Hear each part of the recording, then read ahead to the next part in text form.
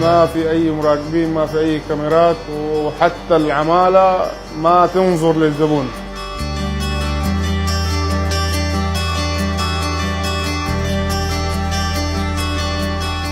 قلت إن خلينا نجرب هذه الفكرة، هل فعلا نقدر نثق في الناس؟ الناس سبحان الله أثبتت ثقتهم، وأثبتت إن هم عند الثقة. اللي ما يملك قيمة الخبز فالخبز مجاني.